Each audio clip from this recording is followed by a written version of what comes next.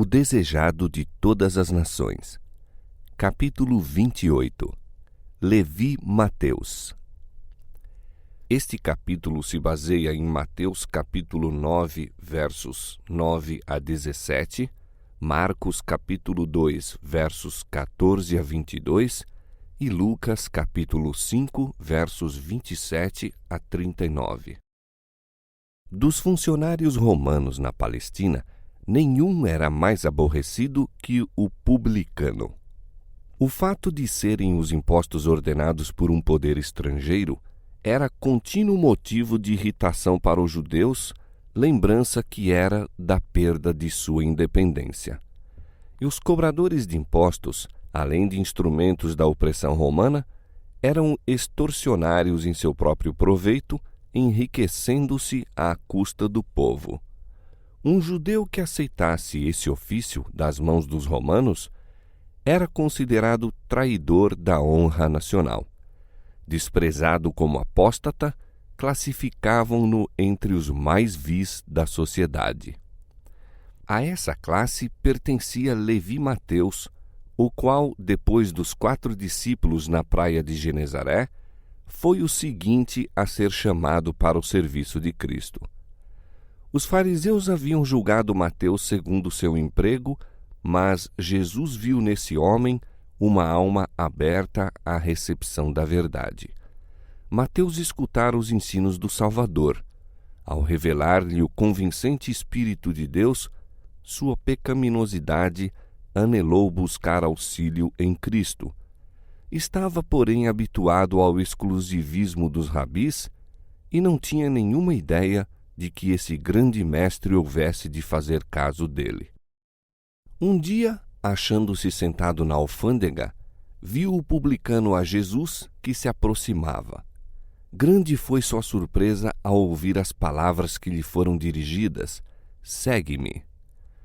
Mateus, deixando tudo, levantou-se e o seguiu. Não houve nenhuma hesitação, nenhuma dúvida, nenhum pensamento para o lucrativo negócio a ser trocado pela pobreza e as privações. Era-lhe suficiente o estar com Jesus, ouvir-lhe as palavras e a ele unir-se em sua obra. O mesmo se deu com os discípulos anteriormente chamados. Quando Jesus pediu a Pedro e a seus companheiros que o seguissem, eles deixaram imediatamente os barcos e as redes. Alguns desses discípulos tinham queridos cuja manutenção deles dependia. Ao receberem, porém, o convite do Salvador, não hesitaram nem inquiriram: como hei de viver e sustentar minha família?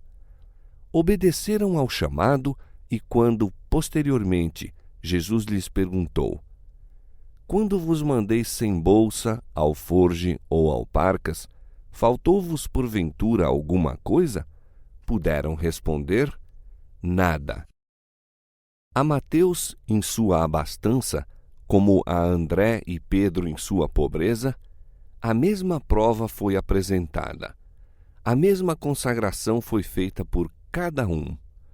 No momento do êxito, quando as redes estavam cheias de peixe, e mais fortes eram os impulsos do viver anterior, Jesus pediu aos discípulos junto ao mar que abandonassem tudo pela obra do Evangelho.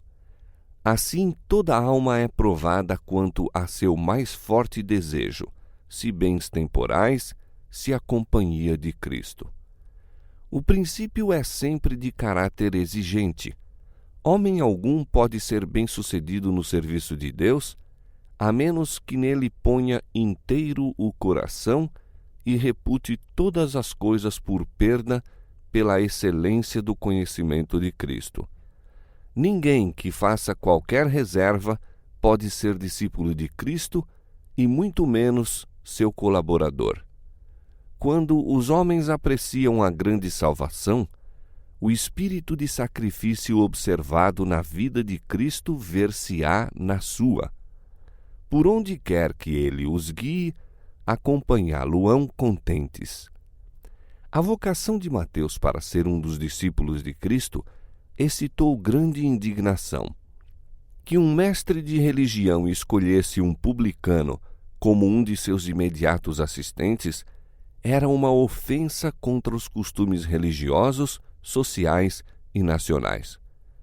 Procurando estimular os preconceitos do povo, os fariseus esperavam voltar à corrente dos sentimentos populares contra Jesus. Criou-se entre os publicanos amplo interesse. Seu coração foi atraído para o Divino Mestre. Na alegria de seu novo discipulado, desejou Mateus levar seus antigos companheiros a Jesus. Fez, portanto, um banquete em sua casa, reunindo os parentes e amigos. Não somente publicanos foram incluídos, mas muitos outros de duvidosa reputação, proscritos por seus mais escrupulosos vizinhos. A festa foi oferecida em honra de Jesus e este não hesitou em aceitar a gentileza. Bem sabia que isso daria motivo de escândalo ao partido dos fariseus, comprometendo também aos olhos do povo. Nenhuma questão de política, entretanto, podia influenciar-lhe os movimentos. Para ele, as distinções exteriores não tinham nenhum valor. O que lhe falava ao coração era a sede da alma pela água da vida. Jesus se sentou como hóspede honrado à mesa dos publicanos, mostrando por sua simpatia e amabilidade social reconhecer a dignidade humana. E os homens anelavam tornar-se dignos de sua confiança. As palavras de seus lábios caíam no sedento coração deles com um bendito e vivificante poder. Despertavam-se novos impulsos e a esses párias da sociedade abriu-se a possibilidade de uma nova vida. Em reuniões como essa, não poucos foram impressionados pelos ensinos do Salvador, os quais não o reconheceram senão depois de sua ascensão. Quando o Espírito Santo foi derramado e 3.000 se converteram num dia, houve entre eles muitos que tinham ouvido primeiramente a verdade à mesa dos publicanos, e alguns desses se tornaram mensageiros do Evangelho. Ao próprio Mateus, o exemplo de Jesus na festa era uma lição constante. O desprezado publicano tornou-se um dos mais devotados evangelistas, seguindo em seu ministério bem de perto os passos do Mestre. Quando os rabis ouviram falar da presença de Jesus na festa de Mateus, apoderaram-se da oportunidade de o acusar. Procuraram, porém, operar por intermédio dos discípulos. Buscando despertar-lhes os preconceitos, esperavam separá-los do Mestre. Era sua política acusar Cristo perante os discípulos e estes perante Cristo, alvejando onde lhes parecia mais fácil ferir. Tem sido essa a maneira por que Satanás tem operado sempre desde a desarmonia no céu. E todos quantos procuram causar discórdia e separação são atuados por seu espírito. Por que come o vosso mestre com os publicanos e pecadores? Indagaram os invejosos rabis. Jesus não esperou que os discípulos respondessem à acusação, mas replicou ele próprio: Não necessitam de médico os sãos, mas sim os doentes. Ide, porém, e aprendei o que significa misericórdia quero e não sacrifício, porque eu não vim a chamar os justos, mas os pecadores ao arrependimento. Os fariseus pretendiam ser espiritualmente sãos e, portanto, não necessitados de médico, ao passo que consideravam os publicanos e gentios como perecendo das moléstias da alma. Não era, pois, sua obra, como médico, procurar a própria classe que lhe necessitava o auxílio? Conquanto os fariseus presumissem tanto de si, encontravam-se, na verdade, em piores condições que aqueles a quem desprezavam. Os publicanos eram menos hipócritas e presunçosos, estando assim mais aptos a receber a influência da verdade. Jesus disse aos rabis: Ide e aprendei o que significa misericórdia quero e não sacrifício. Mostrou assim que, ao passo que pretendiam ser expositores da palavra de Deus, lhe ignoravam por completo o Espírito. Os fariseus calaram-se por algum tempo, mas apenas se tornaram mais decididos em sua inimizade. Procuraram em seguida os discípulos de João Batista e buscaram pô-los contra o Salvador. Esses fariseus não haviam aceito a missão do Batista. Apontaram-lhe escarnecedoramente a vida de abstinência, aos hábitos simples, à vestimenta ordinária e o declararam fanático. Como lhes denunciasse a hipocrisia, resistiram-lhe às palavras e procuraram suscitar o povo contra ele. O Espírito de Deus movera o coração desses escarnecedores, convencendo-os do pecado, mas rejeitaram o conselho de Deus e declararam que João estava possesso do diabo. Ora, quando Jesus veio, misturando-se com o povo, comendo e bebendo à mesa deles, acusaram-no de comilão e beberrão. Os próprios que faziam essas acusações eram culpados. Como Deus é mal representado e revestido por Satanás de seus próprios atributos, assim os mensageiros do Senhor eram desfigurados por esses homens maldosos. Os fariseus não consideravam que Jesus comia e bebia com os publicanos e pecadores, a fim de levar a luz do céu aos que se sentavam em trevas. Não queriam ver que toda a palavra proferida pelo Divino Mestre era uma semente viva que germinaria e daria fruto para a glória de Deus. Estavam decididos a não aceitar a luz, e, conquanto se houvessem oposto à missão do Batista, prontificavam-se agora a cortejar a amizade dos discípulos, esperando granjear-lhes a cooperação contra Jesus. Faziam parecer que ele estava anulando as antigas tradições e comparavam a austera piedade do Batista com a maneira de Jesus em banquetear-se com publicanos e pecadores. Os discípulos de João achavam-se por essa época em grande aflição. Foi antes de sua visita a Jesus com a mensagem de João. Seu amado mestre encontrava-se no cárcere e eles passavam os dias em tristeza. E Jesus não estava fazendo nenhum esforço para libertar João e parecia mesmo lançar descrédito sobre seus ensinos. Se João fora enviado por Deus, por que seguiam Jesus e os discípulos caminho tão diverso? Os discípulos de João não tinham clara compreensão da obra de Cristo. Pensaram que talvez houvesse algum fundamento para as acusações dos fariseus. Observavam muitas das regras prescritas pelos rabis e esperavam mesmo ser justificados pelas obras da lei. O jejum era observado pelos judeus como ato meritório e os mais rígidos dentre eles jejuavam 2 vezes por semana.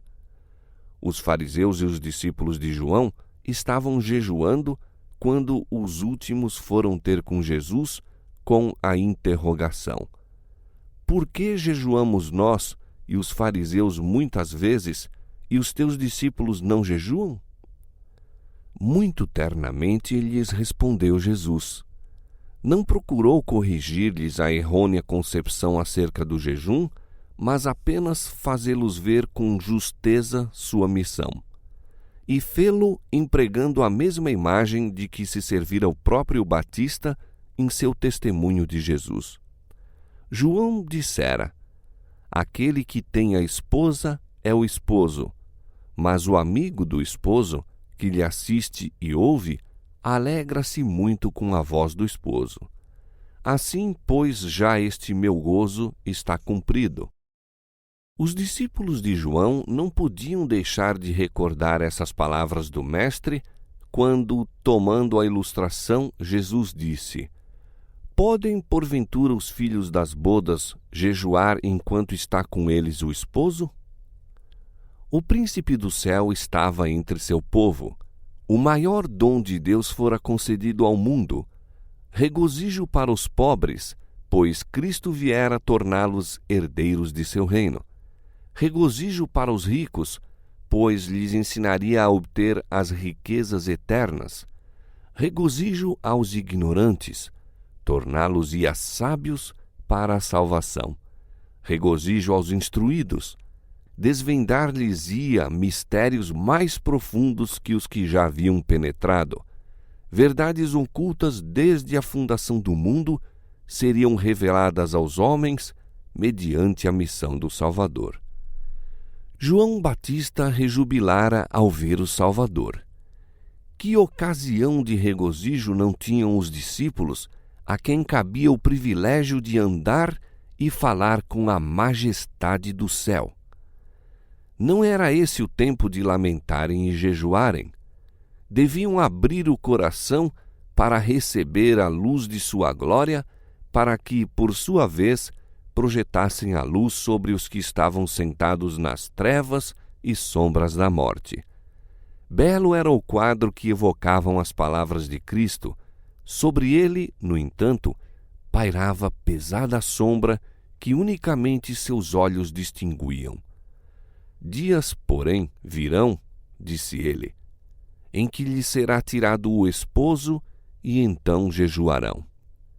Quando vissem seu Senhor traído e crucificado, os discípulos se afligiriam e jejuariam. Nas últimas palavras que lhes dirigia no cenáculo, dissera: um pouco e não me vereis, e outra vez um pouco e ver-me-eis.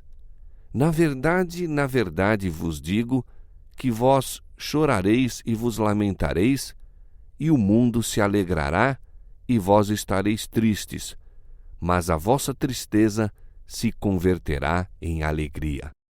Quando ele ressurgisse do sepulcro, a tristeza deles se converteria em alegria. Depois de sua ascensão, devia estar pessoalmente ausente, mas por meio do Consolador, achar-se-ia ainda com eles e não deviam passar o tempo em lamentações. Isso era o que Satanás queria.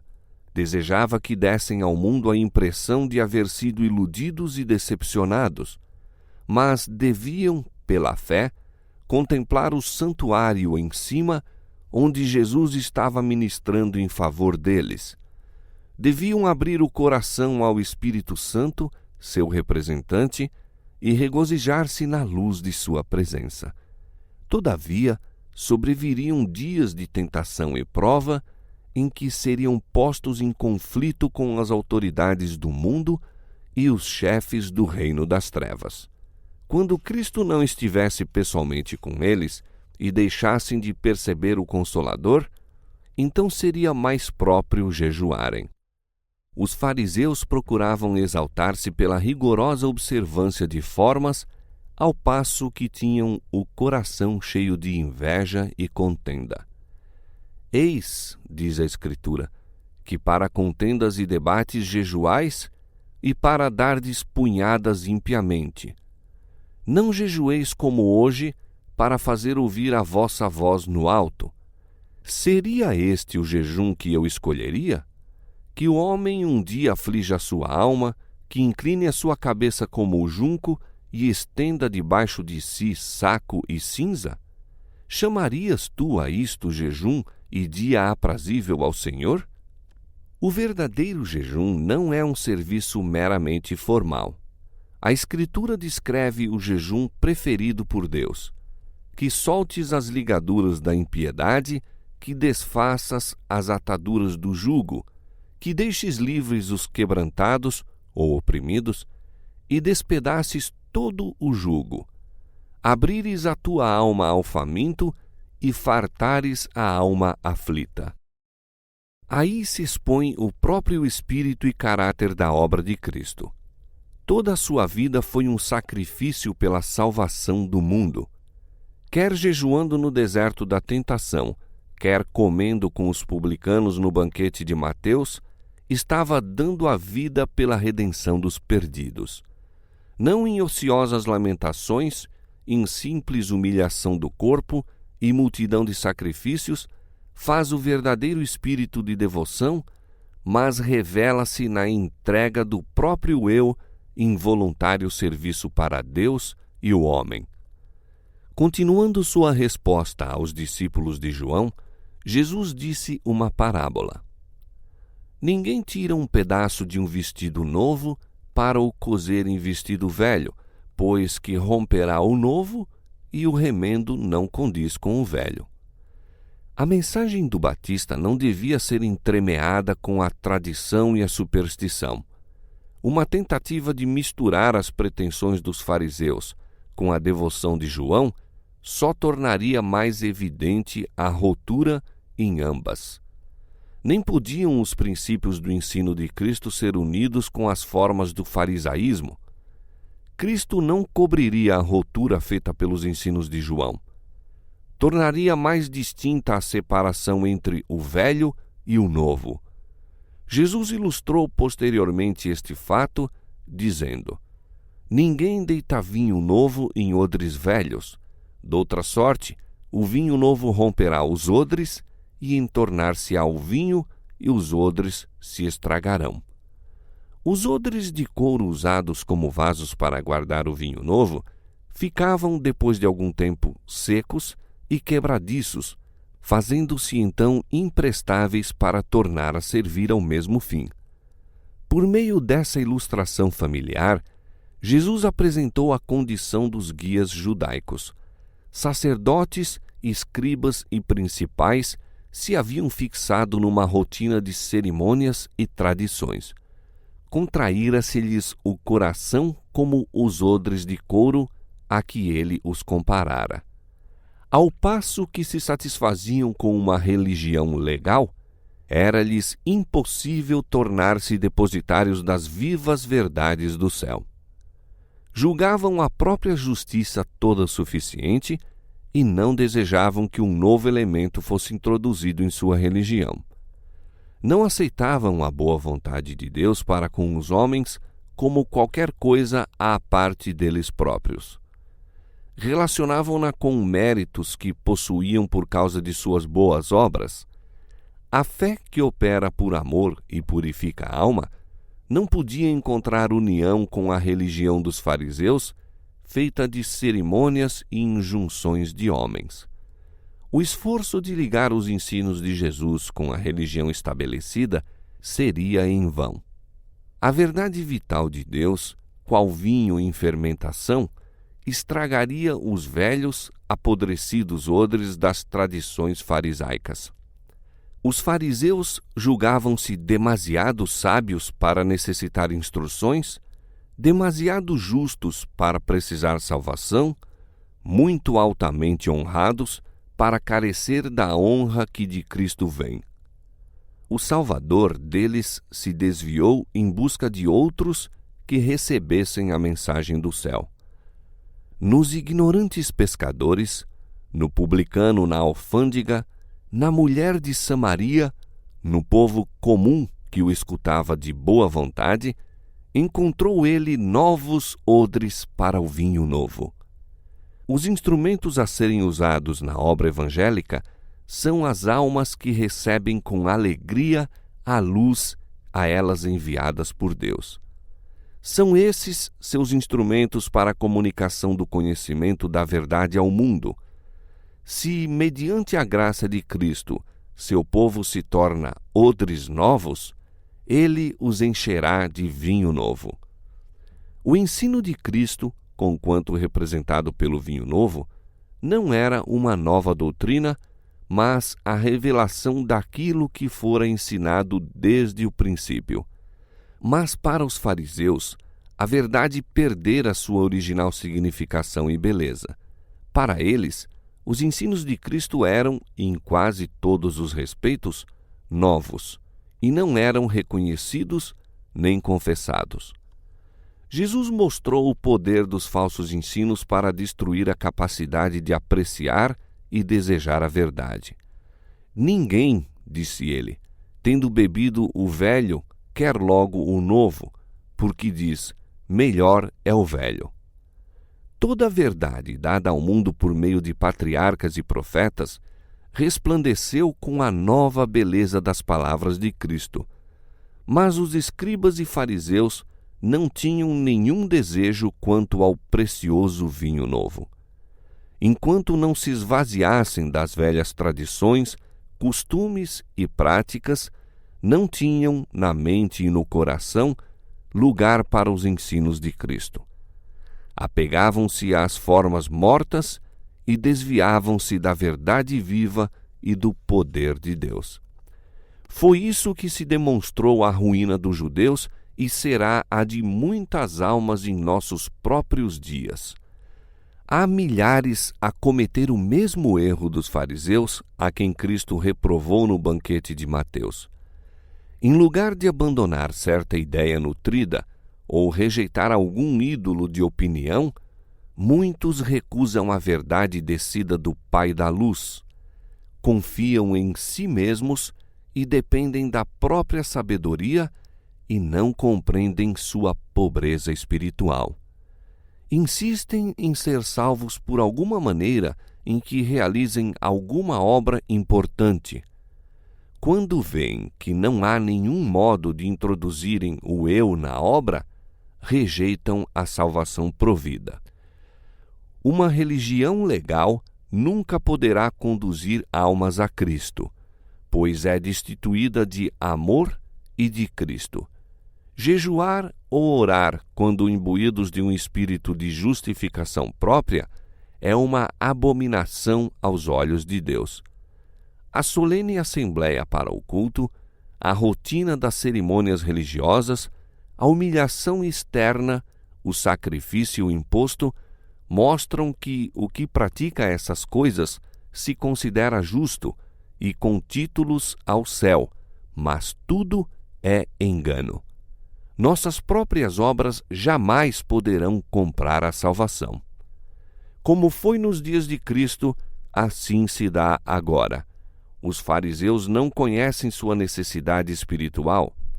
A eles se dirige a mensagem: como dizes, rico sou e estou enriquecido, e de nada tenho falta, e não sabes que és um desgraçado e miserável e pobre e cego e nu? Aconselho-te que de mim compres ouro provado no fogo, para que te enriqueças, e vestidos brancos para que te vistas, e não apareça a vergonha da tua nudez. Fé e amor são o ouro provado no fogo. Mas no caso de muitos, se obscureceu o brilho do ouro e perdeu-se o tesouro precioso. A justiça de Cristo é para eles um vestido sem uso, uma fonte intacta. A esses é dito: tenho, porém, contra ti que deixaste a tua primeira caridade. Lembra-te, pois, de onde caíste e arrepende-te, e pratica as primeiras obras. Quando não, brevemente a ti virei e tirarei do seu lugar o teu castiçal, se não te arrependeres. Os sacrifícios para Deus são o espírito quebrantado. A um coração quebrantado e contrito não desprezarás, ó Deus. O homem se deve esvaziar do próprio eu antes de ser, no mais amplo sentido, um crente em Jesus. Quando se renuncia ao eu, então o Senhor pode tornar o homem uma nova criatura. Novos odres podem conter o vinho novo. O amor de Cristo há de animar o crente de uma vida nova.